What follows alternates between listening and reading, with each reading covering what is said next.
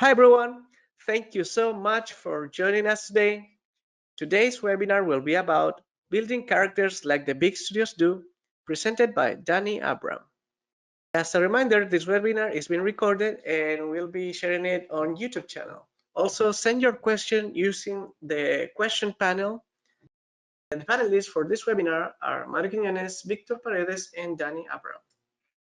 Please share your stories using the tag #webinar, #MohoAnimation, and @VintyKings and @MohoAnimation. We'll be sharing your stories if you tag us. So I will leave you with Dani and her presentation, Building Characters Like the Big Studios Do. Thank you so much. Ooh, yay!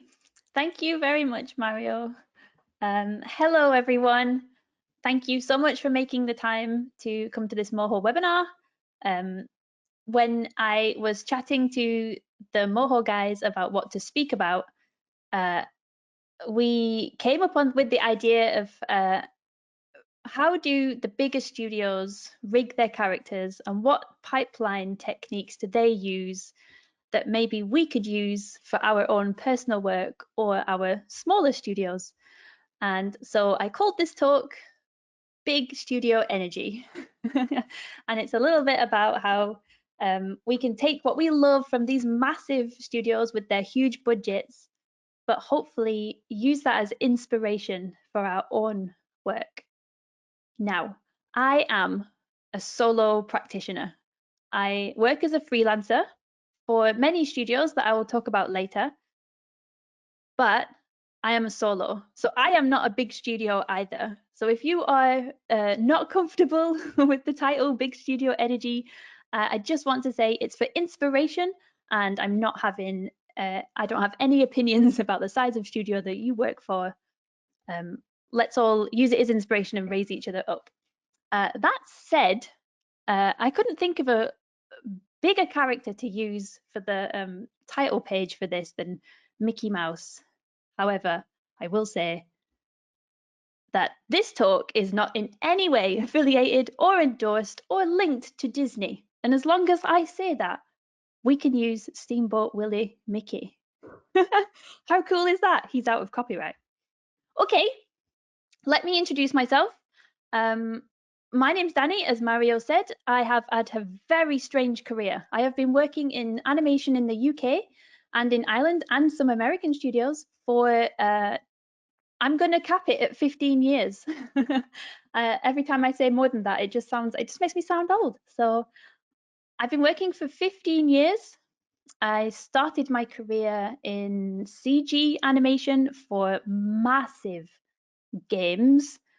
I went to university here in south of Wales and studied CG animation for 3 years. I did 3 years Maya training, and then I had the first half of my career was all CG flavored. So working in Maya, working in 3ds Max on games and children's TV shows for studios like A Productions and Aardman and some huge game studios. And I've, over the time, trained myself in multiple softwares in order to stay employed. It's a huge journey, isn't it? Being a freelance animator, where's the next job coming from? What do I need to do? Sometimes there are eras that we go through that maybe there is no CG work currently in your country, which happened to me. So I had to retrain in 2D. I went through 2D cutout. I've got some 2D hand-drawn projects on my show reel and 2D rigging, which is what I'm going to talk to you about today. So a lot of different types of pipeline, a lot of different styles of project, a lot of different types of projects, so feature film, children's TV series, specials, games, all those kinds of pipelines I've been through. And from each one of those, I've kind of stolen something I like, or I've got an idea about how things are built better, how to be more efficient, and I've assimilated them all in myself. I have sort of just taken an inspiration from each one of these projects and I have got my own little pipeline going. So sometimes I work solo for brands and freelance contracts, and I treat myself as if I am Aardman. Like, they've come to me, I'm not going to do something quick and dirty, even though I love that. And I've got all these ideas from these big studios. However, a big momentous occasion for me, nearly 10 years ago, I came across a webinar by Jeremy Purcell, talking about the Puffin Rock pipeline, talking about the Una rig, showing off the software Anime Studio Pro, which I had never heard of at the time.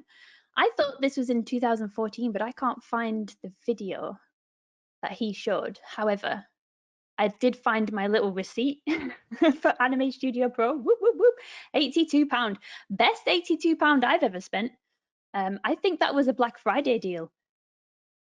I saw that webinar, shout out Jeremy Purcell, my hero, showing off the Una rig, and I absolutely loved the fake 3D, 2D effect that they have on that show. I watched that with like eyes wide open, like, what is this? I need to learn it.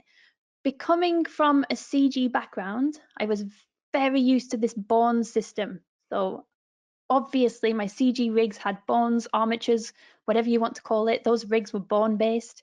That is what Anime Studio offered. I love that idea. I taught myself 2D using Anime Studio. I bought it as soon as I saw this webinar and ended up making a short film really quickly. Like, I found it very teachable. I taught myself, and I've basically fumbled along for the last 10 years, just figuring things out on my own.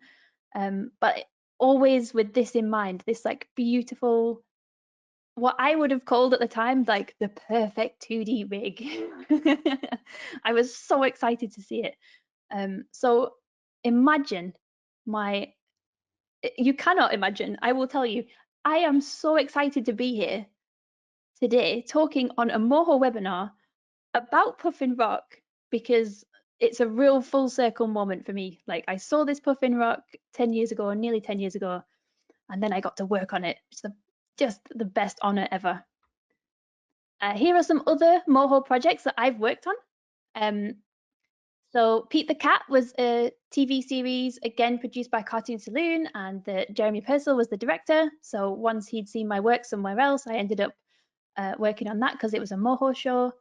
And then from there, A Cat Called Jam, directed by Lorraine Lorden, which was just a gorgeous, gorgeous Moho project. If you haven't seen it, check it out. Technical director for I'm going to call it a horror film, a horror short. It's not a horror, but it's like a slice of life comedy drama short film produced here in South Wales, which I was the technical director on.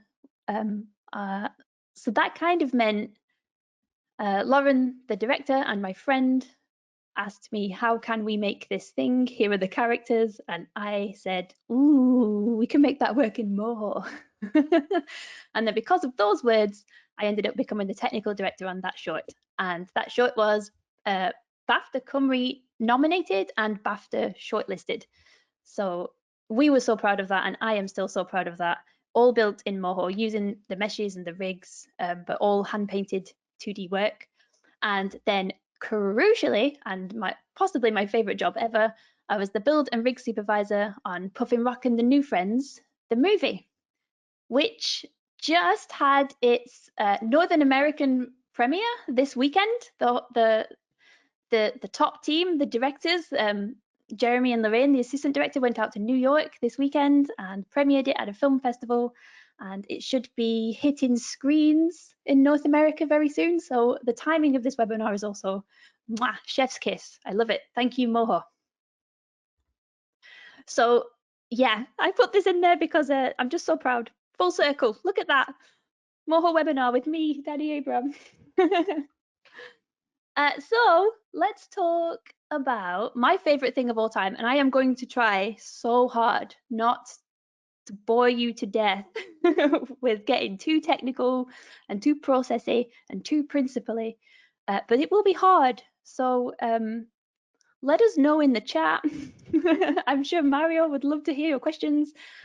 If you want me, I mean, it's too late for that now. I've committed. If it's boring, I'm sorry, but to me, I love this stuff. Now, I have, like I said, taken some of these principles from these massive pipelines and I use them in my own work all the time. So when I am rigging for something silly that I'm making for myself, even if it's just for my social media, I will use these rigging principles constantly. I will not skip some of these steps because I know how important and how helpful they are later down the line when I want to change something, because I do usually want to change something. I can do that because I've built in a plan B.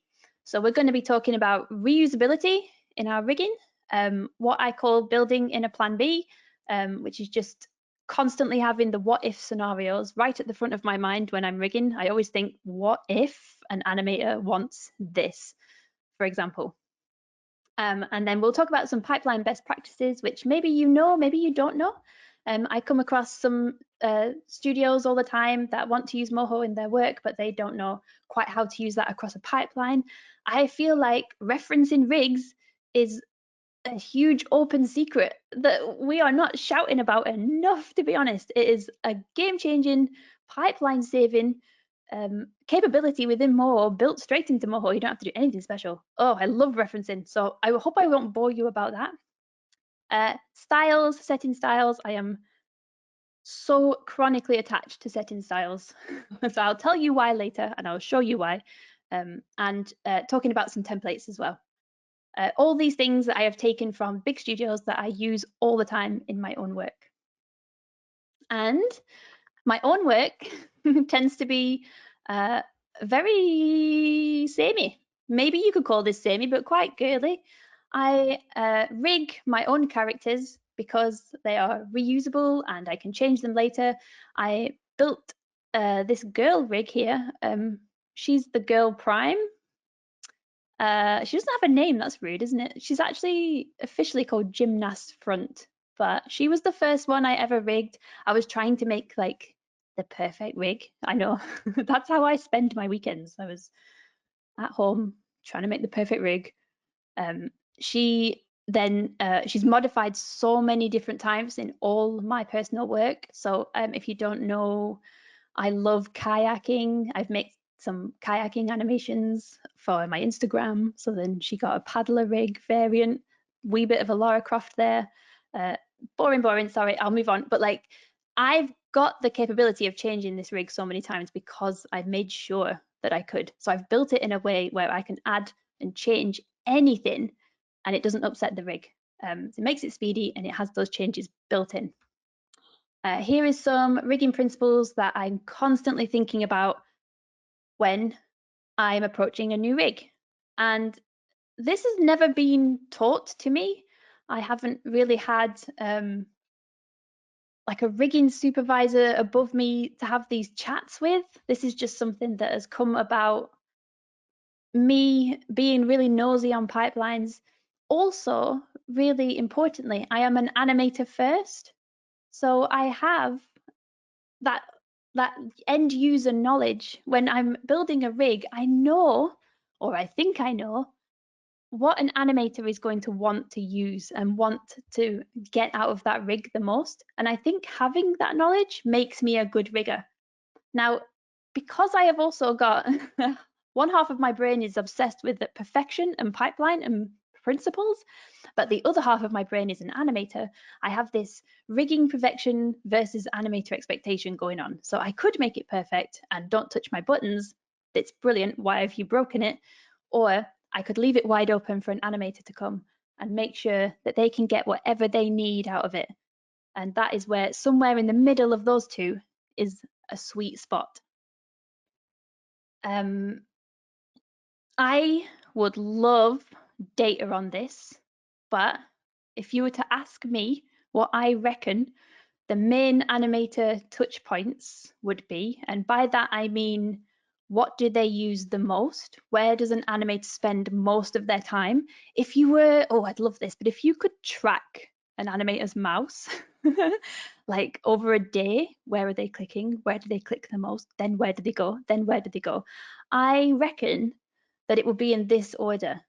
So around the head with the eyes and the blinks and the mouths and the tilts, and then maybe limbs would be next because for a nice strong pose like the arms and the legs and the hands would be quite a not locomotive, what's the word, has high usability. So like in a TV pipeline or a movie pipeline, characters quite often have to hold things. They often gesture with their hands. So hands would be like really high up on like one of these animator touch points, maybe even higher than one of these, but the head trumps the limbs. And then we have the full body, master, IKs for weight shifts, that kind of thing, building in potentially things like path, rotate, and scale capability. I'll talk about that in a minute. But the whole thing has to also work together and be really usable. Otherwise, you're going to slow an animator down, you're going to slow a whole show down, etc., etc. Nobody wants a slow, angry animator. I know I don't. I have worked on some things that I would consider a bad rig maybe for TV and film, and it slows you down and it's not fair. So I can take that experience and try and offer the opposite experience for any animator that's going to use a rig that comes from me. And also because I'm the person who uses my rigs the most, probably, I know what I want. I know where I'm. I know where I. I know what I want to press. I know what I want out of it. So I focus on these first, and I will show you this with the Marvin rig. Like it's really front loaded. Like a lot of the layers, a lot of the controls, a lot of the hours of my time was spent making this work, and then maybe second around here, and then third around here. So it's kind of in order of my time as well. Where to focus? Where are we going to win the battles? Let's have a look at Marvin then, because he is my all-time favorite rig from Puffin Rock.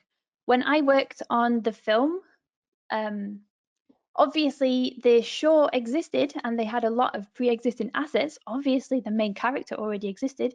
So the majority of my work on that project was to bring the TV series rigs up to standard in a new version of Moho, because between the series being finished and the film starting, there was a new version. And some things didn't work and some things did. And it was just my job to figure that out, just make sure everything was standardized across a team. But there were 4 new characters, and I made sure I enjoyed every last minute of rigging these characters. I was so happy and so proud. And Marvin, I think, takes the cake because he was 4-legged. He is adorable. I think he'll agree. So I'm so proud of my work on him. Before I switch over to Moho, I just want to make 2 points though. So I have already told you I am from a CG background, and I'm very used to this. Is my very first job was Grand Theft Auto 4, so I animated Nico's face for that game. We had controllers very much like this. I don't know who this character is. I stole it from Google. But this looks very similar to what we had on Grand Theft Auto. I worked on other games as well, but I'm just using this for an example because it was where I learned my very first introduction to any kind of pipeline was this game, and whoo, was this a shock. But I got very used to this system of having these like controllers, often in almost like an icon form, like it's quite pictorial, like here's an ear, so this is where you'll find the ear, here's the nose controls. They make sense, but they are not near the character, they're off to the side. There's just another example. This gives me PTSD, if I'm honest. Like I remember this. So really complex, really high-end facial rig with all these controllers on off to the side. What I love about Moho is that we can use these controllers in very similar ways to CG rigs, but I was really used to seeing just bones everywhere. Like if I ever saw somebody else's scene file or someone was showing off some rigging on Instagram or whatever, just a wall of bones. And you can label them, sure, but we had the added we needed to be able to use this rig across multiple languages because some of the film was made in China. And I was obsessed with the idea of having these like quite pictorial icons for the controls where you could just look at them. They were the same for every character, but they didn't need explaining with a word. You could see exactly what you were going to get. So I'll show you those in a minute. And I also wanted to say with Marvin, a lot of the rules of Marvin was set in his model sheet. So the model sheet, believe it or not, is doing a lot of the work for me because it is letting me know what rules I will be placing into the rig, if that makes sense. So my artwork has to follow these rules. I didn't have and couldn't find a Marvin model sheet for you. So imagine this, cute, cute, cute, cute, but Marvin. Cool. Let's open Moho. Oh, excuse me. Cool. Ha, here he is. Oh, I love this guy. Okay, so this is what I was talking about. I'll just switch that over there. So this is the Marvin rigging file. One thing I will say before I start fiddling with this, he has been updated since I finished my job on the movie. So obviously, as you might already know, we have yet another new version of Moho.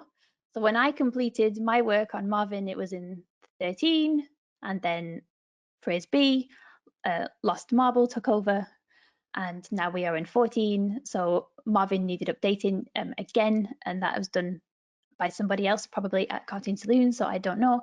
So I haven't had a lot of chance to look through this little guy before this presentation, but if we find any breaks, I reckon we fix them live. I know, I'm thrilled by that idea as well. Yeah, so let's have a look what I did. First thing I did was set these pictorial icons up so that we can have something that we can look at without any words.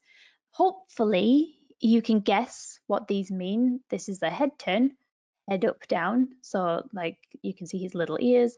Eye controls over here were all pink. The squash and stretch controls were, sorry, eyes green, squash and stretch pink. My brain's trying to catch up with my mouth. And they were all in the same places for every character. Now, this is a little bit like comes back to rigging perfection versus animator expectation. I would love to know if any of the animators that worked on that movie found this system annoying or found this system great. Because I didn't work on it as an animator, I wasn't sure. We had amazing Gary who makes scripts for Cartoon Saloon. He made a script so that they could just press a button to hide all the icons that were in any rig in their scene file. So if they got in the way, or if they were too far away, or if they were annoying, once they were used to where everything was, they might not need them. They're just in a folder called head rig symbols. They're just vectors, look. They're just vectors. They're set to have some transparency so that they don't take over the entire scene. And they are just rigged to a symbol born somewhere. Maybe it's on the folder. Yeah, so it's just rigged to their master controller folder, born. So that's point number one. I was happy with them. I would love to know whether an animator was happy with them too. So if we start pushing these around, like I said, if you remember our animator touch points, most of these controls, apart from these two, are all head and eyes, because that is the main thing that sets most of the emotion. We're gonna want to change these quicker than anything else. It's got a wee blink. So this is where a bunch of the work went into, hours and hours of my time. A little bottom eye fix there. So if you ever need to go that way, but this one needs tweaking, for example. And I will talk about how I did that once I've finished wiggling things. We've got a cute little head up, head down.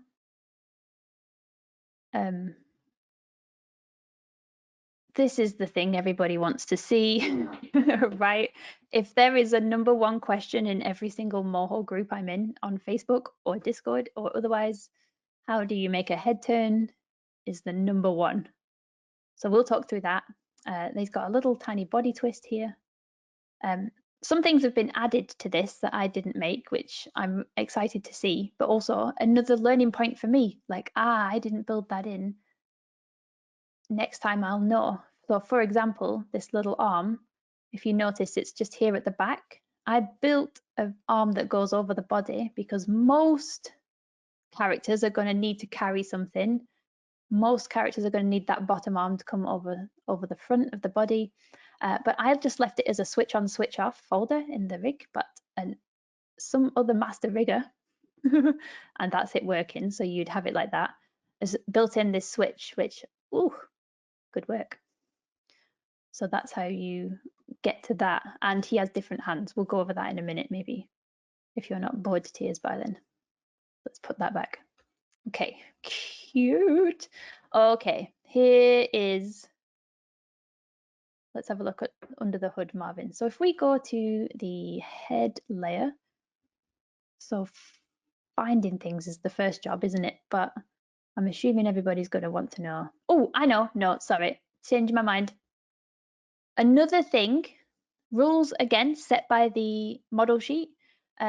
Sometimes a rigger will lock something off. So you can see that there is a angle constraint here on his top bone. Like, it has been decided that Marvin will never break this because that's his model.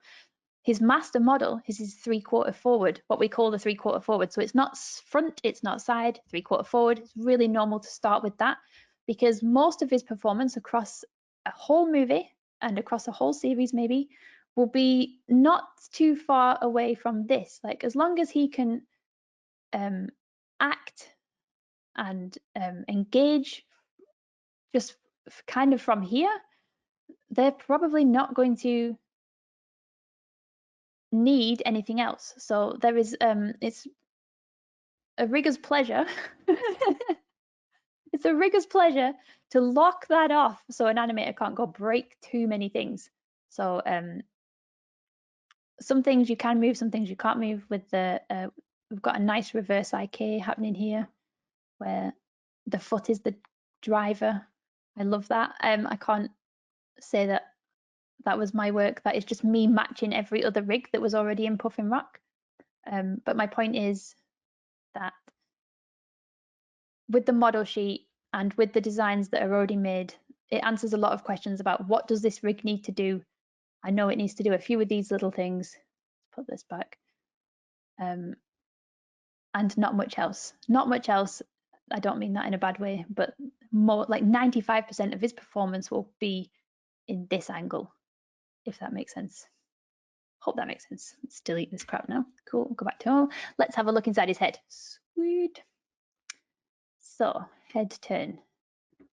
Let me show you how I have broken this down. Now, what I loved about Marvin and the new characters was I could kind of do what I felt the other models didn't nail.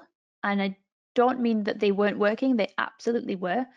But there might have been some decisions I made where the other characters couldn't get away with that because I was inheriting them. For example, his body is just one big peanut. Look at that. I think the other characters are split. Solving problems such as what happens with this little body patch. I mean, like I said, it doesn't have to go many places in the 3/4 forward view. So I'm always looking to, if something's not going to be a problem, then let's not work on it. Let's see what happens in a default way. And if a problem arises, then work on it. Again, as an animator, what am I going to want to do the most? And I'm going to solve that problem first. When I built Marvin, what I would have done is, and I do this for all my own personal rigs as well, constantly, I will make one set of eyes and I will make that work in all the controllers it needs to work in. And I will make one mouth and I will make that work in all the controllers it needs to work in. And only then, once those two are working and I'm happy and everyone's signed off on that first set, then you can start populating the rig with all the other cutesy stuff he's going to need. So let me just show you what we're dealing with. So the body, like I said, is all one big cute bean shape. Because it's Puffin Rock, obviously we have some lovely textures going on, not too important at the minute. His little body patch, so for his belly, actually attaches all the way up to his face. Again, just going off the model sheet in the first instance. Here's his hair. Now, one thing that I think, in order to future-proof yourself against any problems, you might be tempted to put all this on one layer. I would be too at first. Plenty of times I am always thinking, can this be one layer or can this be something else? And just because this was a high-end feature film, let's do it properly the real way. Everything is split out. Like somebody once said on my YouTube channel, oh, you've got too many layers, it's making me sick or something. And I was like, buddy, you haven't seen anything yet. There are layers upon layers upon layers in this rig, and it's for a good reason. I am always, always trying to solve what might happen, like what might be a problem. So in I1, if I just turn the visibility off for this one, you can see it. There's his eyes exist as a set, but inside that eye, we've got everything separated out. So his cheeks are separate. The eyeballs themselves separate, but they're named top and bottom. They're named top and bottom for a really good reason. Or when I turn him, the bottom eye is obviously the eye that disappears, because in reality it would be underneath him. It would have traveled around the bottom. So we use top and bottom instead of left and right, because left and right is hella confusing. Is it the character's left or my left? Instead of using left and right, let's use top and bottom. It kind of helps everyone. So we've got the eyeballs, we've got the pupils that are masked inside themselves. And I did that for a reason that came up when I moved it too far. I won't bore you, but like that's the system. Eyeshadows, so these just these cute little patches here are separated, and then the body exists as a mask. So I would have just, once the body's nice and working, copy pasted that layer into each eye. I know it's a lot of work. But once it's working and I have a system where it works, it works. So where is my all-time favorite window of Moho? Actions window. Oh my God, it's 4:30. I'm talking too slow. So much I want to show you. Okay, so if I just walk you through his head left, right,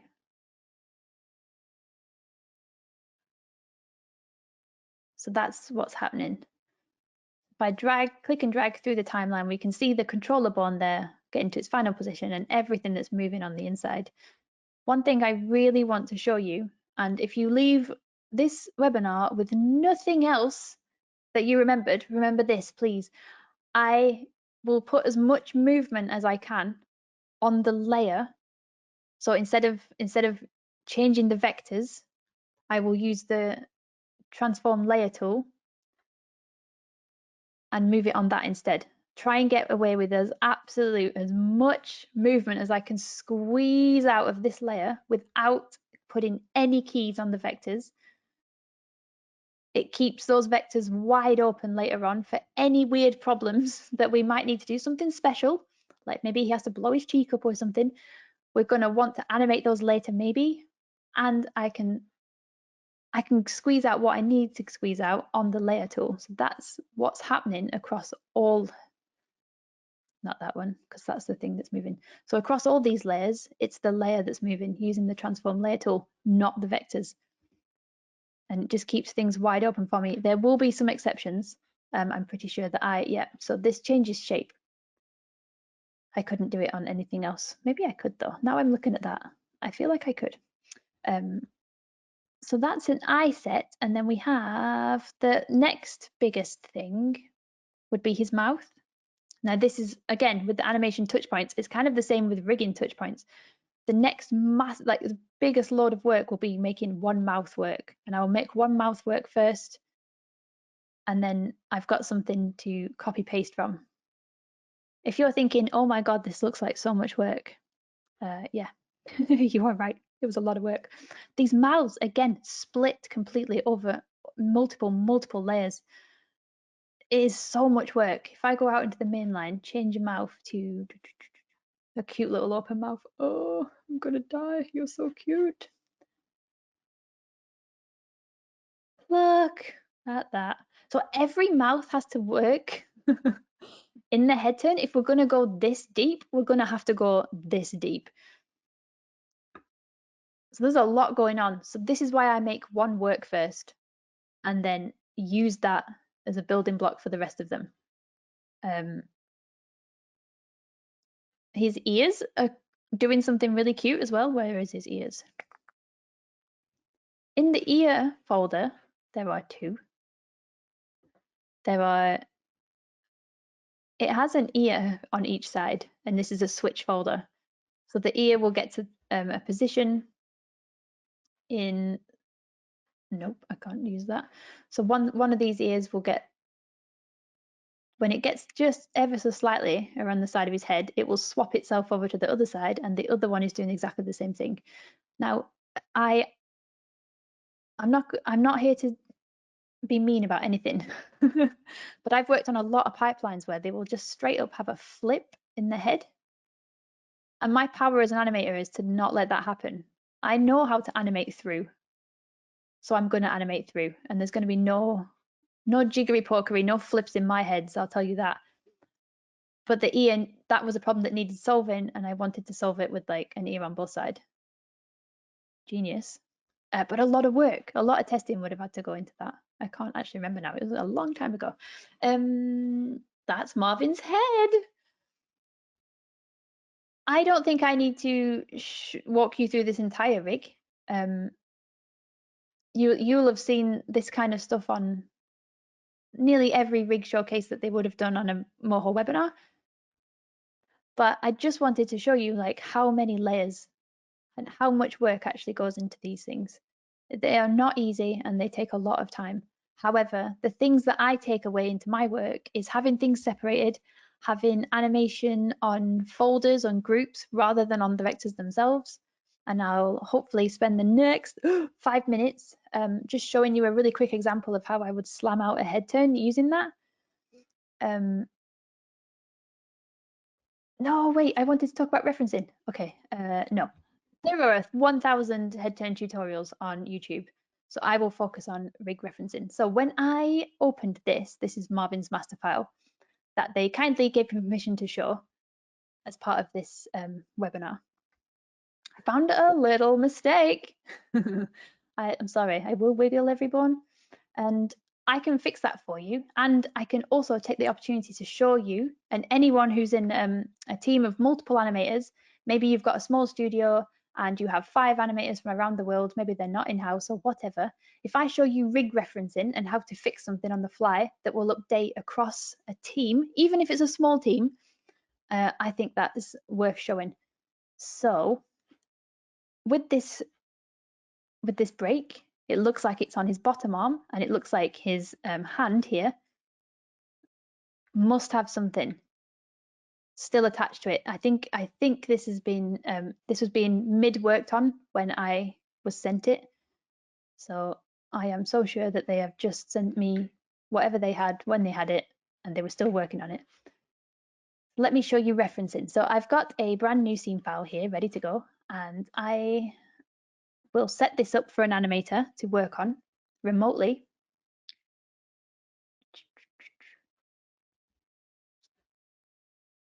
They are working on, damn it, where is it?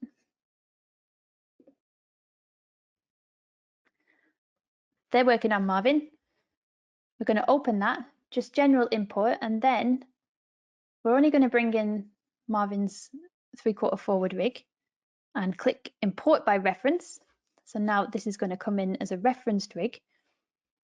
You can tell that because we have a little green arrow next to his folder, and an animator is going to crack on with their shot, but they are quickly going to tell me, oh, sorry, this is broken. There's got a weird thing here. When I move this hand, his bottom arm moves. It's really annoying. Can you fix it? Sure, of course I can. So let's fix that. So this is in the animation file, remember? In the Marvin master, me, the master rigger, I'm going to go figure out what's going on. So on frame 0, and I suspect it's his arm bottom. Is this his arm bottom? Yep, cool. So if I fiddle with this on this layer, hey, why aren't you working?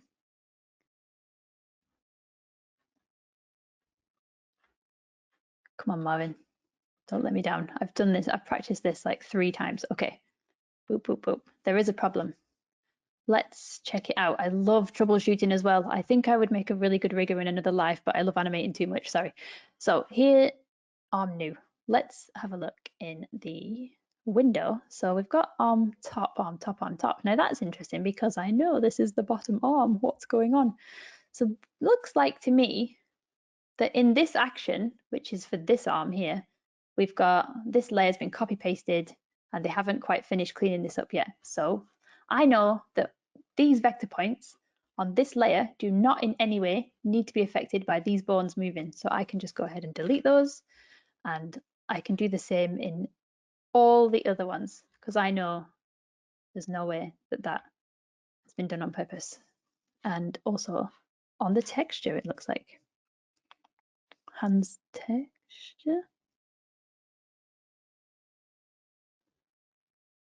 Top texture, there we go. Let's delete that. Anything else where they're in the top? Oh yeah, top hand. No, delete that. Cool. Okay, so I'm going to go ahead and tell my boss that's it, fixed. Marvin is fixed. Just quick test. Yes, perfect. Nothing happening over here with these bonds. Awesome. Just for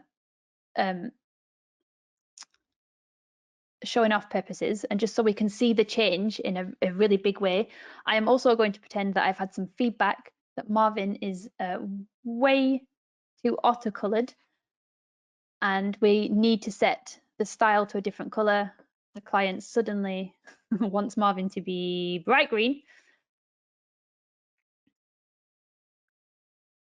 A green line. And this is also showing the styles capability. So for Marvin, every single time I created a new art layer, I set the styles accordingly. He has 1 million, as you can see. Also for the run model as well, they're also in here. But Marvin body here is what I would change to make sure anything that has got Marvin body style assigned to it is now green.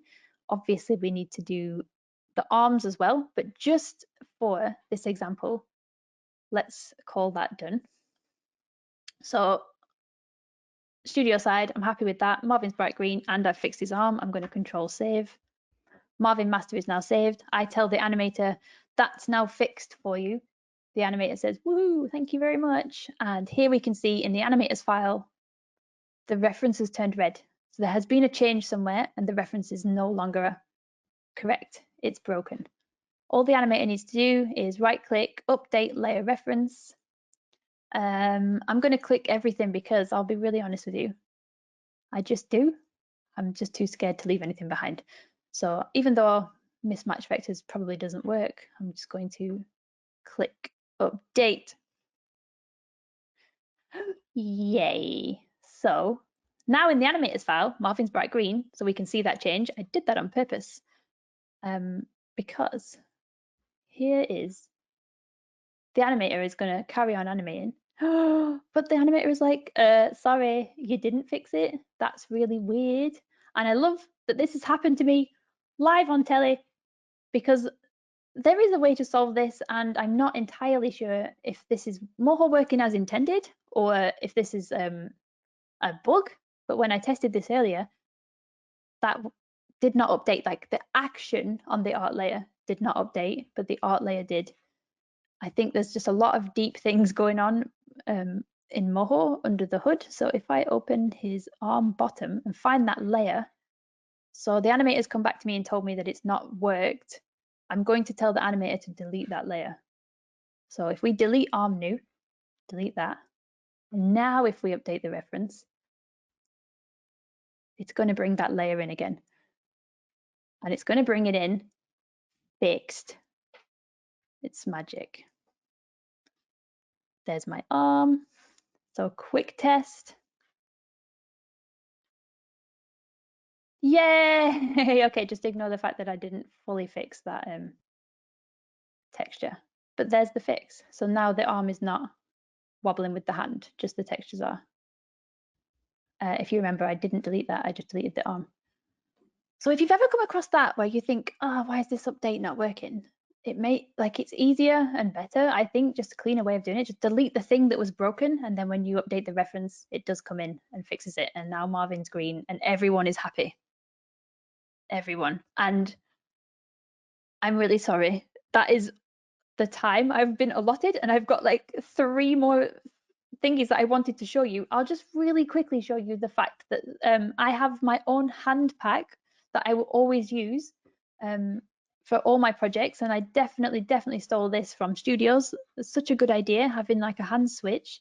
So for any project, anytime I want to update my girl and my paddler rig, I have a folder here that is just it's at 0, so there's no scale on it. There's nothing on it. There's 11 hands inside a switch layer.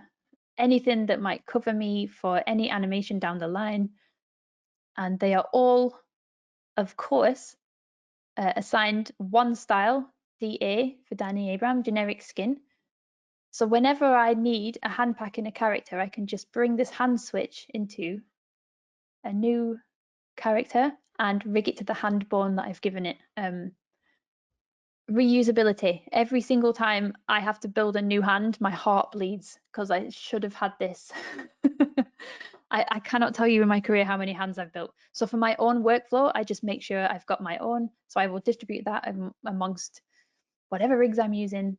Easy. It's already made for me. As soon as I drop that into a rig, I can rescale it on the hand switch, rig it in, boom, free hands. Change the style. So if I go to generic skin and just like my example, I needed to make it match Marvin. Now I have a million green hands. And that is doing it the big studio way. Cool. Where's my slide? Ooh, thank you. Mario, do we have any questions? I feel like that was a wall of noise, and I hope that made sense and was fun. Well, thank you so much, Dani, for the amazing presentation. Everybody loved it. Aww.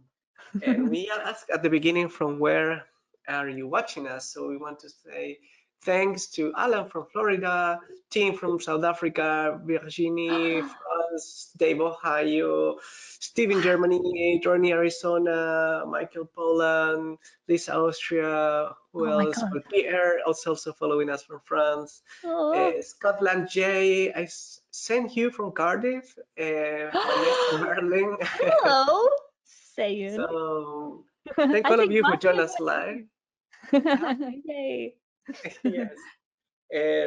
So a lot of questions. Roxanne, for example, says, thank you, it's so informative. Elitsa say, thank you, Dani, it was super helpful. So You're let's welcome. start with some questions. Okay. This is really interesting from Ron Everly. What are some best practices to keep in mind when working in the Moho pipeline with a full team? Like things that are done as a courtesy to the other artists who will be using shared assets. What do you wish more for Moho artists will do that will make you and your life easier? Boring questions? I know, sorry. No, thank you, Ron, for the question. No, I love that question. That is literally kind of what I was kind of hoping to impart today is yeah, there's lots of things that we can do to help each other in the pipeline.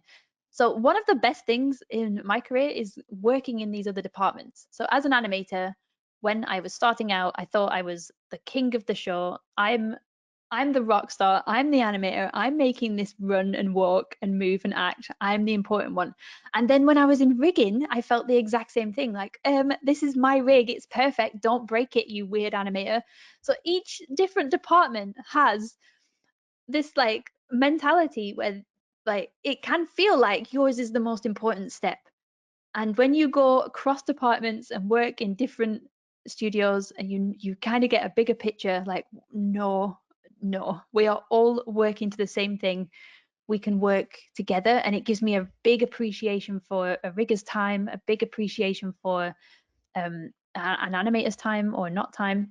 Um, so just practical things that we can do. There's like I've showed the styles, especially in a Moho pipeline, having the styles set beforehand. Like, so if you are a rigger and you are setting your character up, having it set properly with the styles and with like I showed those hands at the end, like having a little bit of reuse in there will save you so much time because changes are coming. Like they will at some point change their minds about what something looks like or what color it is, etc. So if that happens and you have built in the capability of changing that, I didn't get a chance to show because I talk too much and I'm so sorry, but there was I was going to show you how to rig a head if I had time. It's just so naive of me. And I've rigged this in a way that exactly the same way I did Marvin. There is a lot of changeability built into this because of the way I've made these controllers. So it's got just a head left and a head right and head up and down. Like I said in Marvin, all the animation happens on the groups. So if I wanted to change these eyes or put new eyes in because design has changed, that's really easy. Like you don't have to have that whole horrible talk about there's no time to make this change, like that, oh no, we can't do it, or and then having to, nobody wants to say we can't do it. Nobody. But I have seen it happen where we've just plain run out of time. So if I build in the opportunities, those plan B moments, as long as I do it this way, then this is changeable. Don't worry. That's going to make everybody feel better, and you're going to have a better time as a rigger. And um, animation's a little bit different because like the feedback from animation would probably be around capability and not design and stuff, and then that can be talked about. But if you see in this rig, the eyes are just really simple, and he's just bouncing around. But if I change the design of this eye, and if I do it really quickly, what can I do? If I just delete this point and then make these peaked, okay. Yeah, do the same on the other side. Let's just say I did this because, oh God, this is going to look so bad.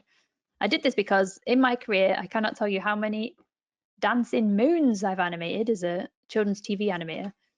So nothing's broken, but the design has changed. And I've made sure that that is something that can happen as a rigger. I have put all those controls or control in those groups instead of what's inside the groups. The vectors are safe, the vectors can change. So there's that whole, I am building plan B in every time I rig. Does that answer the question? That's a bit of from rigging perspective, but maybe No, design could chat to rigging and animation and say, with the model sheets, we've decided this character is going to not break model this way, or it's going to look. These are things we're aiming for. They'll have a chat, and then no one, no one breaks anything on purpose, do they? Does that answer well, the question? this definitely answered the question. Thank you so much also for showing the example. I'm sorry. Um, That was quick, and wasn't it? no, but it was great. And also, here's an interesting question from Brian. How much do you implement Vitruvian bones on your rigs? That is such a good question because I have to thoroughly confess, zero. There are no Vitruvian bones in Marvin. When Marvin was made, I can't even remember if Vitruvian bones were out at the time. I don't think they were. Otherwise, Jeremy did a really good video about adding Vitruvian bones to an existing pipeline on the Una rig. Definitely check that out. It's one of the webinars from last year, I think. He goes through that. When I talked about having this bottom arm, whoops, terrible, uh, moving over the body, like with this, I think this question's probably come from this. Yeah, you could solve that problem with Vitruvian bones now, whereas when I was making this, they did not exist. And I have not yet made a rig with Vitruvian bones in myself, but I can just see so much potential for problem solving. I love them. Definitely check out Yes, the Jeremy Purcell video. It's so good. exactly. You guys can check Jeremy Purcell's webinar. He explained actually exactly the same this topic about how they Mm. uh, updated some of their rigs Mhm. before Vitruvian Bones and after Vitruvian Bones, and how it was a life saver. Yeah. Let's go with another question. This is from Elitsa. It's about IKFK and how do you deal with this for the rig? Oh, cool. So with CG rigs and with Toon Boom rigs, I am very used to now, and this goes back to animator expectation. Animator expectation changes all the time, and the flavor of like a CG or a Toon Boom rig that I see out there at the minute would be the capability to switch between both. So Marvin has only IK. We made that decision at some point. All the Puffin Rocks rigs, I believe, have only IK. So if you wanted to use this in a different way, in an FK way, forward kinematics, if anyone wants to Google that, I won't go into it, what it means. They would have to change this rig in some way or have a conversation about having an FK version. I really love IK. I'm so used to it as a CG animator, and so this is what I mean by IK. This is an IK system. Now, I love that this question has leaded after the Vitruvian Bones, because when I was looking into Vitruvian Bones, I was thinking, oh, heck yes, we could have an FK IK switch in a Moho rig now using Vitruvian Bones. So using Vitruvian Bones, it's like basically a group of bonds that you can control with this button over here. And in the group can exist, I believe, many, like a whole new bond system that could be rigged in a different way. So that would be the switch. I'm sorry I can't show you what I mean, but I think Vitruvian Bonds is the answer to both questions. Does that make sense? I love it because I love the idea of putting an IKFK switch into characters now. Yes, definitely. And another question is regarding how do you prepare yourself for a rig? Do you follow model sheets, scripts, a conversation with the animator? Ooh, good question. Yeah, normally a rigger would be involved in the pre-production. So a conversation with the animator is unlikely to happen at a big studio scale. Now, we've been talking about big studio energy and bringing that into our own pipelines, but like that, I think that is where sometimes big studios fail a little bit. There's not like the whole back and forth. There might be a lot of crossover between a rigging team and an animation team, especially if they're still developing when animation starts, and then the animators could feed back on what's working and what's not, but it's unlikely. However, when I'm approaching a rig just from a pre-production point of view, like I showed in, where is it now? This slide. So all the rules are set here for me in the model sheet. And what I meant by that, if I make that big. So here's Una's front eye, but here is also an Una's, I think you could safely call that a front eye, but they have changed ever so slightly between the two models. And then obviously the back eye is squished a little bit. Uh-oh, get out.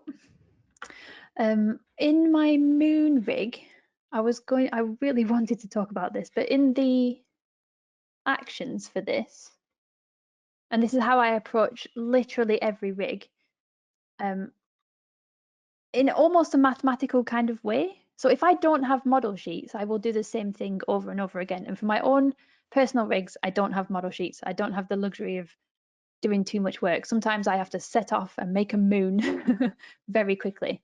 Inside the head left right, the same thing is happening to each eye. So my eye 2 here, which is this one,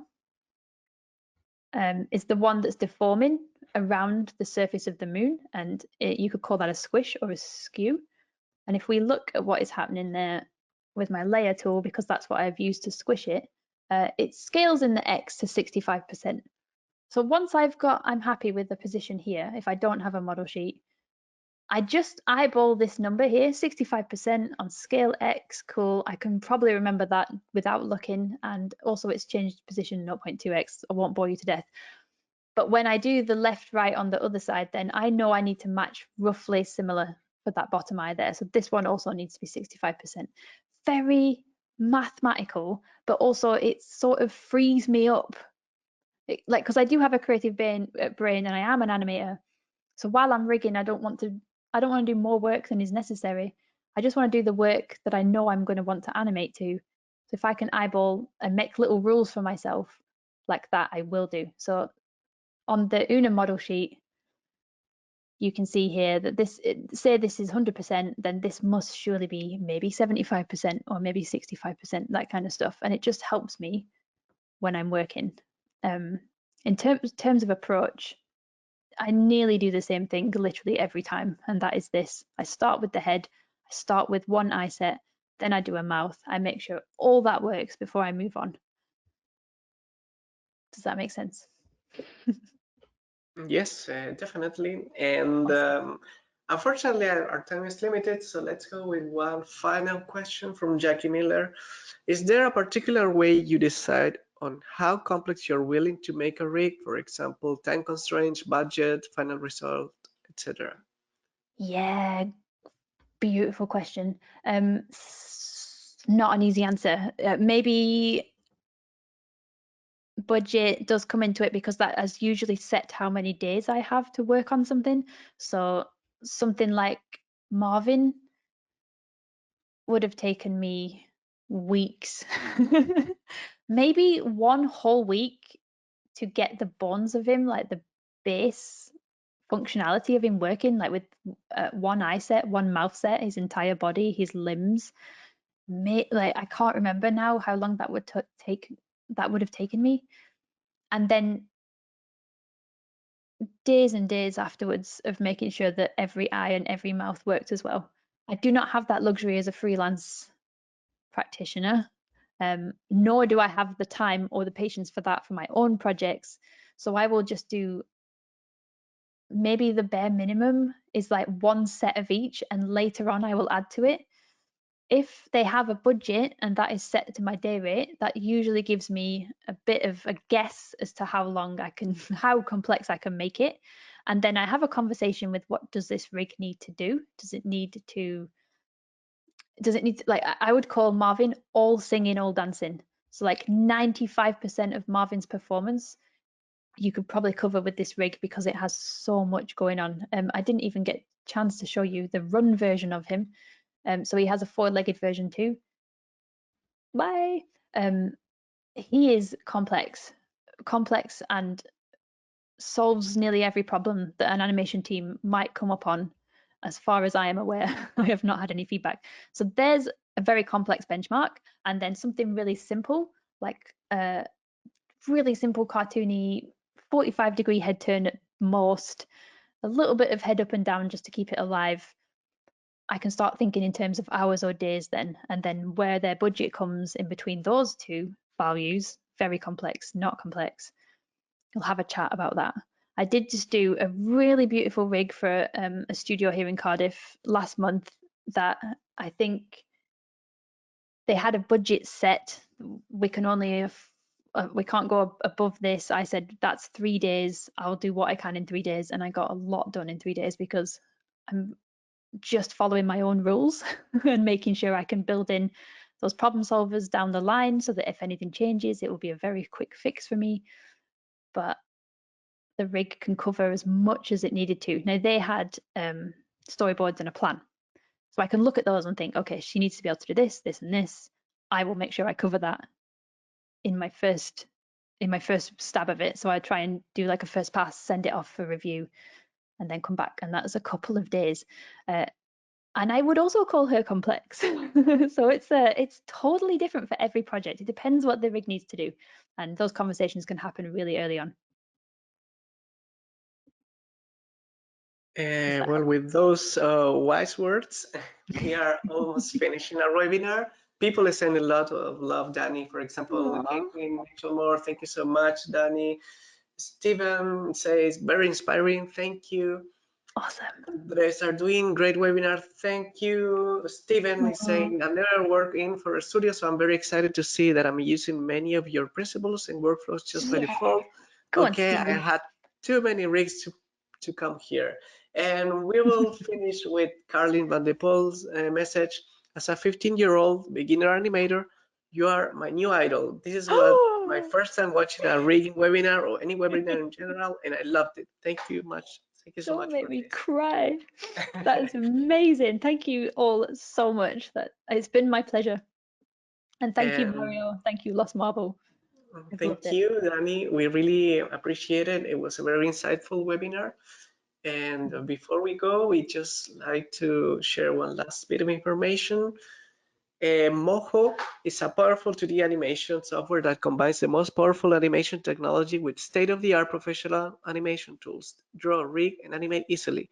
You can create your characters directly in Moho with its vector tools optimized for animation, or import images or Photoshop files, keeping the link and layering structure.